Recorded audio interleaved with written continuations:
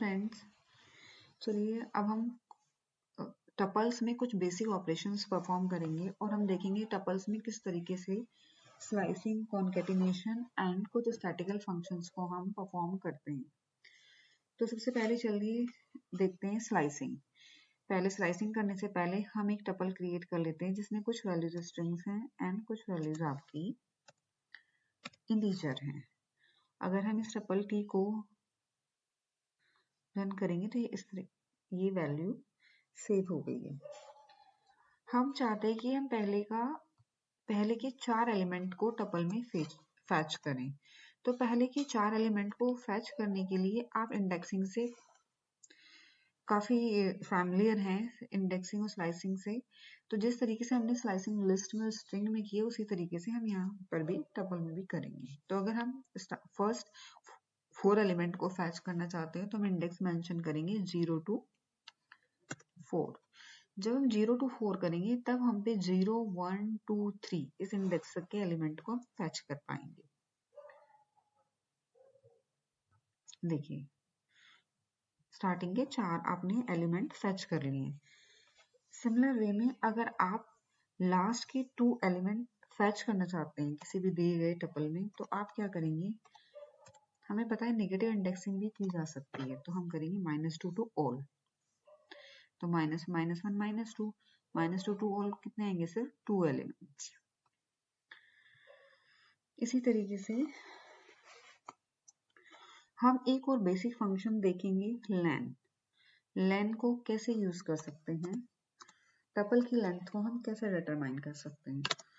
तो अगर आप लेन फंक्शन का यूज करेंगे लेंथ को चेक करने के लिए किसी दी गई टपल की, तो आप देख सकते हैं। तो इस तरीके से हम स्लाइसिंग और लेन फंक्शन का यूज करके टपल की लेंथ और किसी पार्ट को फैच कर सकते हैं, किसी भी पार्ट को। आप सिमिलर यहाँ पे 2 to 5 भी कर सकते हो, मिड पार्ट अगर आप फैच करना चाहते हो। अब आइए next topic, concatenation.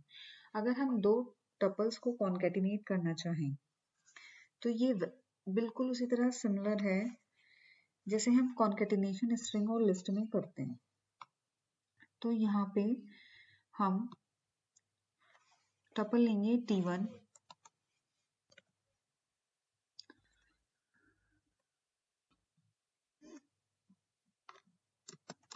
Tuple T1 लेकर हम उसमें देखेंगे U,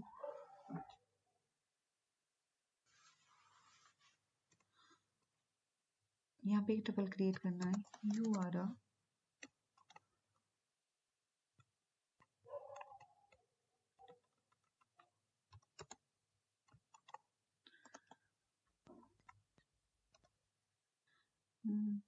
You are a handsome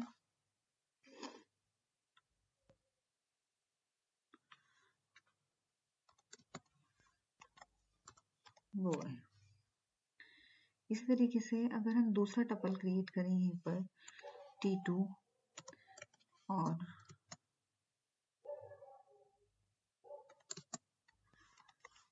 You are a beautiful boy Amit,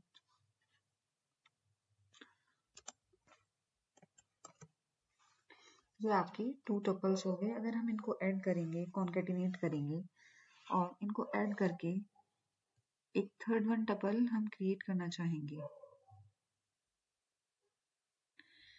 तो हम कहेंगे T3 which is equal to T1 plus T2, उसको हम कॉन्केटिनेट करके प्रिंट कराना चाहते हैं।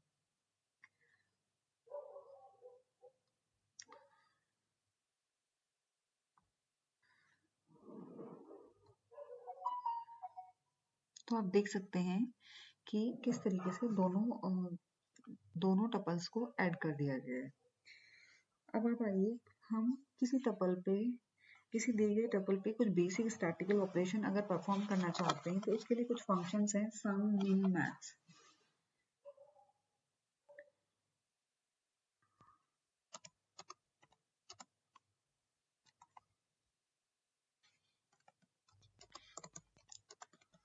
इसमें कुछ वैल्यूज हैं।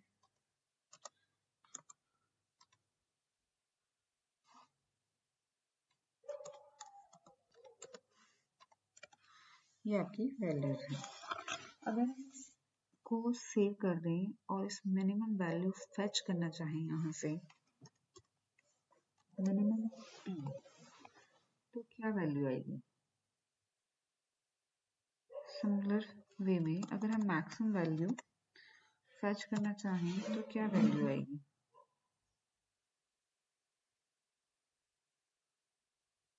अगर हम समेशन करना चाहें वैल्यूज का तो क्या वैल्यू आएगी?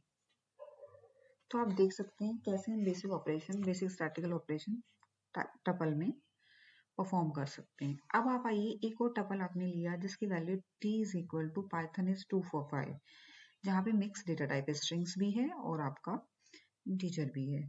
तो जब हम यहाँ पर इसको रन करेंगे और इसकी मिनिमम वैल्यू फैच करना चाहेंगे तो आप देखेंगे एरर आ जाएगा, क्योंकि वहाँ पे दो अलग अलग तरह के डेटा टाइप्स है। तो आप समझ सकते हैं कि ये जो ऑपरेशंस हैं मिन मैक्स सम, ये इंटीजर फ्लोट इन्हीं पे हम परफॉर्म कर सकते हैं, स्ट्रिंग्स पे हम ये ऑपरेशन परफॉर्म नहीं कर सकते।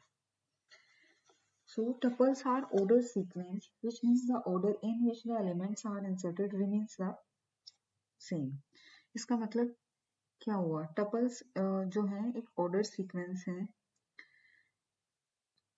जिसमें जिस ऑर्डर में हम एलिमेंट इंसर्ट करते हैं वो हमेशा उसी ऑर्डर में रहेंगे, उसके ऑर्डर को हम चेंज नहीं कर सकते। तो ये जो इम्यूटेबल प्रॉपर्टी है ये हमें टपल्स को एक इम्पोर्टेंट डेटा टाइप्स बनाती है और हम फ्लेक्सिबली इसमें इंडेक्सिंग और स्लाइसिंग भी कर सकते हैं। कोई भी ऐसा डेटा जो हम हमेशा के लिए स्टोर करना चाहते हैं किसी पैटर्न में, हम उसको टपल में कर सकते हैं, क्योंकि उसको फिर चेंज करना पॉसिबल नहीं है, उसको हम चेंज ही नहीं करना चाहते।